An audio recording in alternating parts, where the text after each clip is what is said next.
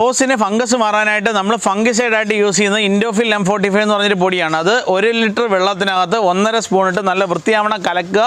കലക്കിയതിന് ശേഷമായിട്ടൊന്ന് spray ചെയ്ത് കൊടുക്കുക. അത് ഇലയുടെ അടിവശത്ത് വീഴാനായിട്ട് ശ്രദ്ധിക്കണം. കാര്യം എന്ന് പറഞ്ഞാൽ ഈ മാക്സിമം ഈ ഫംഗസൊക്കെ വരുന്നത് ഇലയുടെ അടിവശത്താണ് ഇവർ വന്ന് തങ്ങുന്നത്. അന്നേരം അതിനെ ഒഴിവാക്കാൻ വേണ്ടിയിട്ട് നമ്മൾ സ്പ്രേ ചെയ്യുന്ന സമയത്ത് ലൈറ്റായിട്ടൊന്ന് ചെറുതായിട്ട് സ്പ്രേ ഒന്ന് ചരിച്ച് ചെറുതായിട്ടൊന്ന് സ്പ്രേ ചെയ്ത് കൊടുത്തു കഴിഞ്ഞാൽ ഒരു പരിധി വരെ എന്ന് പറഞ്ഞാൽ ഒരു 80% നമുക്ക് ഈ ഫംഗസിനെ ഒഴിവാക്കാനായിട്ട് സാധിക്കും.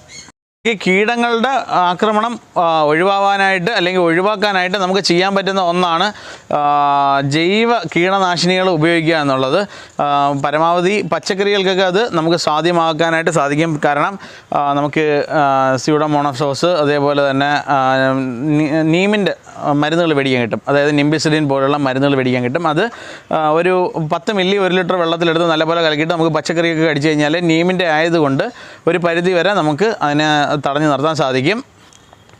ആ സമയം റോസ് അതേപോലെ തന്നെയുള്ള മറ്റ് പൂച്ചെടികളൊക്കെ ആകുമ്പോഴത്തേക്ക് അതിന് നമുക്ക് കുറച്ചും കൂടെ വീര്യമായിട്ടുള്ള കെമിക്കൽ യൂസ് ചെയ്യേണ്ടി വരും. അതെന്ന് പറഞ്ഞു കഴിഞ്ഞാൽ റീവ അല്ലെന്നുണ്ടെങ്കിൽ റ്യൂഡ് എന്ന് പറയുന്ന മരുന്നാണ് നമ്മൾ നഴ്സറികളിൽ ഉപയോഗിക്കുന്നത്. അതേപോലെ തന്നെ നമ്മളെ സബ്സ്ക്രൈബേഴ്സിൽ ഒരാൾ ചോദിച്ച ഒരു ചോദ്യമുണ്ട്, എന്ത് ഹോർമോൺ അടിച്ചാണ് ഈ ചെറിയ ചെടികൾ വരെ പൂത്ത് നിൽക്കുന്നതെന്ന്. ഈ ചെറിയ ചെടികളിൽ പൂ വരുന്നതെന്ന് പറഞ്ഞാൽ ഒന്നാമത് അതിൻ്റെ മാതൃവൃക്ഷത്തിൻ്റെ ക്വാളിറ്റി, അതേപോലെ തന്നെ ഇപ്പം റോസൊക്കെ പൂക്കുന്നതെന്ന് പറഞ്ഞാൽ അറിയാമല്ലോ, DAP ഒക്കെ നല്ലപോലെ കൊടുക്കണം, ഫാക്ടംബോസ്, അതേപോലെ തന്നെ മാറിയും തിരിഞ്ഞും വളം കൊടുക്കണം. ആദ്യമേ പ്ലാന്റ് വളരാനായിട്ടുള്ള ഒരു സാഹചര്യം ഒരുക്കിയതിന് ശേഷമായിട്ട് അതിന് DAP പോലുള്ള വളങ്ങൾ കൊടുത്തു കഴിഞ്ഞാൽ ഇത് റോസ് ആണെങ്കിലും അതേപോലെ തന്നെ മറ്റുള്ള പൂച്ചെടികളും പൂക്കാനായിട്ട് സാധിക്കും. അതേപോലെ തന്നെ ഹോർമോൺസിൻ്റെ ഒന്നും ഒരു ആവശ്യമില്ല. അത് ഹോർമോൺസ് കൊടുക്കുന്നത് പരമാവധി എന്ന് വെച്ചാൽ ചില ഐറ്റംസ് പണ്ട് കൊടുക്കുന്നുണ്ടായിരുന്നു, പക്ഷേ അതൊന്നും ഇപ്പം അതിൻ്റെ ആവശ്യമില്ല. പിന്നെ ശ്രദ്ധിക്കേണ്ട ഒരു കാര്യം എന്ന് പറഞ്ഞാൽ എല്ലാ നഴ്സറികളിലും ഈ അഥവാ ഡാമേജ് വരുന്ന ചെടികൾ അന്നേരം തന്നെ റിമൂവ് ചെയ്യും, അതായത് ഇവിടുന്ന് മാറ്റും. അന്നേരം നമ്മൾ നോക്കുമ്പോൾ വീണ്ടും ഫ്രഷ് ആയിരിക്കും. കാര്യം ഏതെങ്കിലും ഒരു സൈഡിൽ അത് കൊണ്ടുപോയി മാറ്റി വെച്ചിരിക്കുന്ന ഒരു സാഹചര്യം ഉണ്ടാകും. അത് നഴ്സറിയുടെ നല്ലതിന് വേണ്ടിയിട്ടാണ് അത് ചെയ്യുന്നത്. കാര്യം എല്ലാം വന്ന് നോക്കുമ്പോൾ എല്ലാ ചെടിയും അടിപൊളിയായിട്ടിരിക്കും അല്ലേ. അന്നേരം അതിന് വേണ്ടി എന്ന് പറഞ്ഞാൽ അതിനകത്തുള്ള ഡാമേജ് ചെടികളൊക്കെ റിമൂവ് ചെയ്യും, മാറ്റി വയ്ക്കും. മാറ്റി ഏതെങ്കിലും ഒരു സൈഡിൽ കൊണ്ടോ ഇല്ലെന്നുണ്ടെങ്കിൽ തട്ടി മണ്ണ് പ്രത്യേകമാകും, കവർ പ്രത്യേകമാകും. അതുകൊണ്ടാണ് നമുക്കത് തോന്നുന്നത്. അന്നേരം ആ ഒരു സംശയം മാറി കിട്ടി അല്ലേ. അതുപോലെ തന്നെ ഒരുപാട് പേര് ചോദിക്കാൻ ആഗ്രഹിക്കുന്ന ഒരു ചോദ്യമാണ്, ഡെൻഡ്രോബിയം ഓർക്കിഡ് പോലുള്ള ഓർക്കിഡ് ഇനങ്ങൾ പൂക്കാനായിട്ട് എന്ത് ചെയ്യണം? ഒന്ന് ചെറിയ ഒരു സൺലൈറ്റ് കിട്ടുന്ന ഭാഗത്ത് വേണം ഓർക്കിഡ് വയ്ക്കാൻ. ചെറിയ സൺലൈറ്റ് കിട്ടണം. അത് പ്യുവർ അങ്ങ് ഷെയ്ഡിലായി കഴിഞ്ഞാൽ ഇത് പൂക്കാനായിട്ടുള്ള സാഹചര്യം കുറവായിരിക്കും. അതേപോലെ തന്നെ കടലപ്പിണ്ണാക്ക്, വേപ്പിൻ പിണ്ണാക്കും ചാണാനും കൂടെ മിക്സ് ചെയ്ത് 3 ദിവസം വെച്ച് പൊളിപ്പിച്ചിട്ട് അതിൻ്റെ തെളി കോരി ഒഴിച്ചെടുത്ത് പ്ലാന്റിനെ ഒന്ന് കെൽപ്പാക്കിയതിന് ശേഷമായിട്ട് 19 അതെന്ന് പറഞ്ഞാൽ ഫോളിയറായിട്ട് വരുന്നതാണ്. ഫോളിയർ ഒരു 2 ഗ്രാം 1 ലിറ്റർ വെള്ളത്തിലിട്ട് നല്ലപോലെ കലക്കിയിട്ടൊന്ന് സ്പ്രേ ചെയ്ത് കൊടുക്കും. അത് ഇലയിൽ നല്ലപോലെ വീഴത്തക്ക രീതിയിൽ ഒന്ന് സ്പ്രേ ചെയ്ത് കൊടുത്തു കഴിഞ്ഞാൽ ഒരു പരിധി വരെ ഇത് പൂക്കാനും അതേപോലെ തന്നെ മറ്റുള്ള ചെടികൾക്ക്, അതായത് ഈ മാവിനൊക്കെ ആണെങ്കിലും ചെറുതായിട്ടൊരു റിഫ്രഷിങ് എന്നുള്ള രീതിയിൽ നമുക്ക് ലൈറ്റായിട്ട് ഇതൊന്ന് സ്പ്രേ ചെയ്ത് കൊടുത്തു കഴിഞ്ഞാൽ പ്ലാന്റിന് നല്ലതാണ്. അതേപോലെ തന്നെ ഒരുപാട് പേര് ചോദിക്കാവുന്ന ഒരു സംശയമാണ്, പ്ലാവിന് ഒരു കള വന്നു, കള പെട്ടെന്ന് കൊഴിഞ്ഞു പോയി, എന്താണ് അതിനൊരു പ്രതിവിധി എന്നൊരു ഒരാൾ ചോദിച്ചിരുന്നു. അന്നേരം അതിന് ശരിക്കും പറഞ്ഞു കഴിഞ്ഞാൽ ഫംഗസ്, ഈ മഴയൊക്കെ അടുത്തുന്ന സമയത്തായിരിക്കും ഈ സംഭവം നടന്നേക്കുന്നത്. അന്നേരം അത് ഫംഗസ് ആണ് എന്നുണ്ടെങ്കിൽ ഫംഗസിൻ്റെ ആക്ഷൻ കൊണ്ടായിരിക്കും അത് പൊഴിഞ്ഞു പോയത്. പിന്നെ ആദ്യത്തെ കളകളൊക്കെ വരുന്നത് മിക്കവാറും കൊഴിഞ്ഞു പോകാനുള്ള ടെൻഡൻസി കൂടുതലായിരിക്കും. അതേപോലെ തന്നെ പൊട്ടാഷിൻ്റെ കുറവ് മണ്ണിലുണ്ടെങ്കിലും ചില എലമെൻറ്റ്സ്, അതായത് ഈ മൈക്രോ ന്യൂട്രിയൻസ് കുറേ സാധനങ്ങളുണ്ടല്ലോ, അതായത് ബോറോണ്, കാൽഷ്യം, അങ്ങനെയുള്ള കുറേ സാധനങ്ങൾ, സിങ്ക്, അതിനകത്തുള്ള എലമെൻറ്റിൻ്റെ ഏതെങ്കിലും ഒരെണ്ണത്തിൻ്റെ കുറവ് കൊണ്ടും ഇങ്ങനെ സംഭവിക്കാം. ഇപ്പം ബോറോണിൻ്റെ കുറവൊക്കെ ഉണ്ടെന്നുണ്ടെങ്കിലും ചിലപ്പം ഇങ്ങനെ വരാനായിട്ടുള്ളൊരു സാഹചര്യമുണ്ട്. ഇത് ഞട്ടിന് കെൽപ്പ് കൂടാനായിട്ട് വേണമെന്നുണ്ടെങ്കിൽ നമുക്ക് എപ്സം സാൾട്ട് നല്ല ഒരു പ്രതിവിധിയാണ്.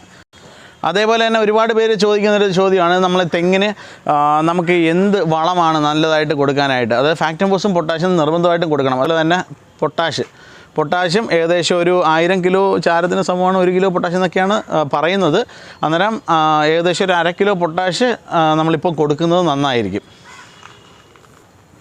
അതേപോലെ തന്നെ ഒരുപാട് പേര് ചോദിക്കുന്ന സംശയമാണ്, ഫേൺസിന് നമ്മൾ എന്ത് വളം കൊടുക്കാം?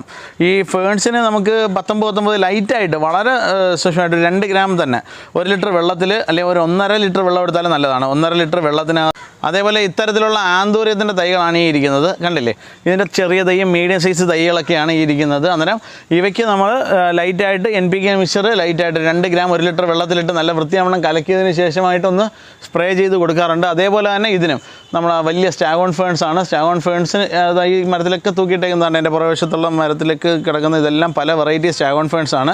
അതിനും എല്ലാം നമ്മൾ ലൈറ്റായിട്ട് NPK സ്പ്രേ ചെയ്ത് കൊടുക്കാറുണ്ട്. പിന്നെ യൂറിയ ഒരു കാരണവശാലും ഇതിന് കലക്കി അടിക്കാനായിട്ട് ശ്രമിക്കരുത്. കാര്യം അതിൻ്റെ ഷേപ്പ് മാറിപ്പോകും. പല ഫേൺസിൻ്റെയും ഷേപ്പ് മാറിപ്പോകാനായിട്ട് സാഹചര്യം നമ്മളായിട്ട് തന്നെ ഒരുക്കരുത്.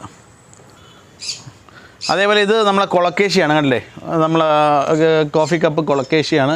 ഏകദേശം കണ്ടില്ലേ, ഏകദേശം 6 അടി, നമുക്കൊരു 6 അടി പൊക്കം അടുപ്പിച്ചുണ്ട്. അന്നേരം അത്രയും തന്നെ പൊക്കത്തിലാണ്, ഇല്ലെങ്കിൽ അതിനേക്കാട്ടിലും പൊക്കം താണ്ടേ ഏകദേശം 7 അടി പൊക്കത്തിൽ നല്ല രസമായിട്ട് നിൽക്കുന്ന ഇത് നമുക്കൊരു അത് വെള്ളമൊക്കെ നിൽപ്പുണ്ട് കേട്ടോ. ഭയങ്കര നല്ല ഭംഗിയാണ് സാധനം കാണാനായിട്ട്. കണ്ടോ, ഇതൊരു വെള്ളം കണ്ടല്ലേ, ഇതേപോലെ ഒരു വലിയ ടാങ്കിനകത്ത് ഇതേപോലെ തന്നെ നമുക്ക് ഇതേപോലെ വളർത്തിയെടുക്കാൻ സാധിക്കും.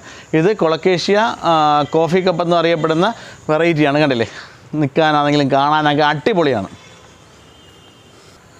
അതേപോലെ തന്നെ കണ്ടില്ലേ, ഈ ഇത്തരത്തിലുള്ള ആനച്ചിവിയന്മാരിരിക്കുന്നത്, ആനച്ചിവിയന്മാർ അതേപോലെ തന്നെ ഇത്തരത്തിലുള്ള കൊച്ചു കൊച്ചു പ്ലാന്റുകൾ, ഇവയ്ക്കെല്ലാം നമുക്ക് ലൈറ്റായിട്ട് ഒരു ഇച്ചിരി കടലപ്പിണ്ണാക്കും വേപ്പിണ്ണാക്കും ചാണാനും കൂടെ മിക്സ് ചെയ്ത് 3 ദിവസം വെച്ച് പുളിപ്പിച്ചിട്ട് അതിനകത്ത് സ്വല്പം എടുത്ത് അരിച്ചെടുക്കണം. എന്നിട്ട് അരിച്ചെടുത്ത് ഒരു 2 മില്ലി 1 ലിറ്റർ വെള്ളത്തിലെടുത്ത് നല്ല വൃത്തിയാവണം കലക്കിയിട്ട് ലൈറ്റായിട്ടൊന്ന് സ്പ്രേ ചെയ്ത് കൊടുക്കണം. പിന്നെ ശ്രദ്ധിക്കേണ്ട ഒരു കാര്യം, ഈ ആനച്ചിവിയന്മാർക്ക് ഒരുപാട് വളം വേണ്ട. വളം ഓവറായിട്ട് അവന്മാർക്ക് കൊടുത്തു കഴിഞ്ഞാൽ ഇതിൻ്റെ ഇല മഞ്ഞളിപ്പ് വരാനുള്ള സാഹചര്യം. ഇതിൻ്റെ പുതിയ വെറൈറ്റികളൊക്കെ നമ്മൾ കളക്ട് ചെയ്ത് നടക്കുന്നുണ്ട്.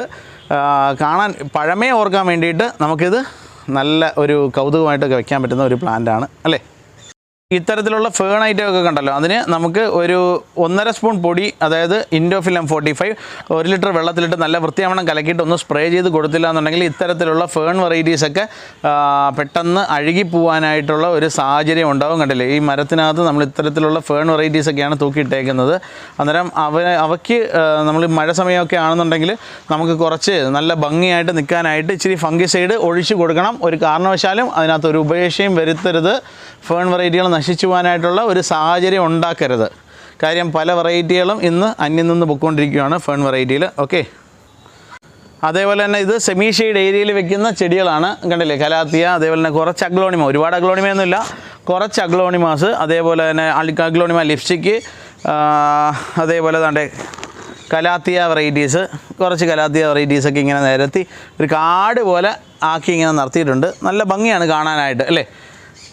നമുക്കൊരുപാട് തൈകൾ ഉണ്ടാക്കാൻ വേണ്ടിയിട്ട് ഒരു ഏരിയയിൽ നമ്മളിപ്പം കളക്ട് ചെയ്ത് സെറ്റ് ചെയ്ത് വെച്ചേക്കുന്ന പ്ലാന്റുകളാണ്.